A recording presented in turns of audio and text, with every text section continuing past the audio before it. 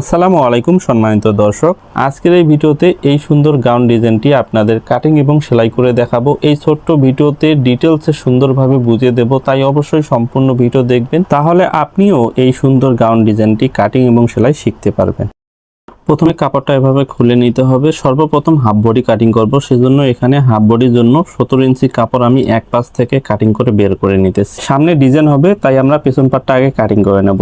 এর জন্য এই কাপড়টা এভাবে ডাবল ভাঁজ করে নিয়ে নিলাম। হাফ বডি লম্বা দেবো 16 ইঞ্চি, এরপর এই দাগটা সোজা টেনে দেব। তো 44 ইঞ্চি বডির পুট দেবো 7.5 ইঞ্চি, এভাবে আর্মহোল বা মোহরা দাগ দেবো 7.5 ইঞ্চি। তারপরে এই দাগগুলো সুন্দর করে টেনে দেবো। হ্যাঁ, তো বডি 4 ভাগের 1 ভাগ এখানে দিয়ে দেবো। 4 11 44, কমরের মাপ দেবো আমরা 10.5 ইঞ্চি।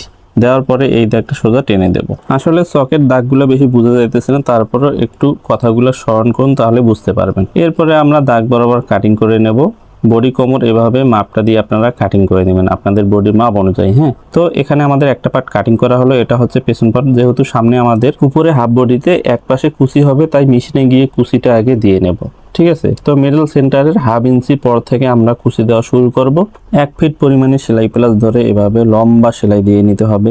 এভাবে 5টা কুচি দিতে হবে। আপনি চাইলে আরো কম বেশ করে দিতে পারেন, কোনো সমস্যা নাই। তো কুচিগুলো আমি সুন্দর করে দিয়ে নিতেছি, লক্ষ্য করুন। তো এভাবে কিন্তু 5টা কুচি আমি এক পাশে দিয়ে নিলাম। এরপরে সুন্দর করে এটা আয়রন করে নিতে হবে। হ্যাঁ, এর উপরে এখন পেছন পাটটা বসিয়ে দিয়ে এটা কাটিং করে নিতে হবে। তো যেভাবে আছে সেইভাবে এটা কাটিং করে নিতে হবে। লক্ষ্য করুন, পেছন পাটটা যেভাবে থাকবে সেভাবেই কিন্তু এটা কাটিং করে নিতে হবে। কুচিটা আমাদের এক্সট্রা একটা ডিজাইন। এরপর গলা কাটিং করে নেব। বোর্ড নেক গলা হবে। গলা চওড়া দেব 4 ইঞ্চি এভাবে ধরে, লম্বাটা দেব আমরা 4.5 ইঞ্চি। ঠিক আছে, দেওয়ার পরে এটা সুন্দর করে রাউন্ড করে নিয়ে এটা কাটিং করে নিতে হবে। লক্ষ্য করুন, এভাবে থাকবে। তারপরে সামনে আমরা তালপাট দিয়ে ঘাড়ে একটু ডাউন দিয়ে দেব। তো এটা কিন্তু সামনা পাট, এই যে দেখেন তালপাটটা কাটিং করে নিলাম। এখন পেছন পাটের গলাটাও কাটিং করে নিতে হবে। যেহেতু সামনা পাটে আমরা গলার দাগ দিয়েছি, এই মেজারমেন্ট অনুযায়ী গলার ডিপ দেব 2.5 ইঞ্চি। দেওয়ার পরে এই বরাবর এটা কাটিং করে নিলাম। তো আমাদের সামনা পেছন পাটের গলা কাটিং করা কমপ্লিট। এখন আমরা নিচের ঘেরটা কাটিং করব। ঘেরের জন্য যে কাপড়টা আছে এটা ডাবল করে নিয়েছি। লক্ষ্য করুন, উপরে হাফ বডির জন্য 15 ইঞ্চি বাদ দিয়ে আমরা লম্বার মাপটা দিয়ে দেব। লম্বা আছে 55 ইঞ্চি, 55 একটা দাগ দিয়ে নিলাম। লক্ষ্য করুন, এরপরে আমাদের যেহেতু এটুকুই কাপড়, তাই আমরা এক পাশ থেকে হাতার কাপড়টা বের করে নেব।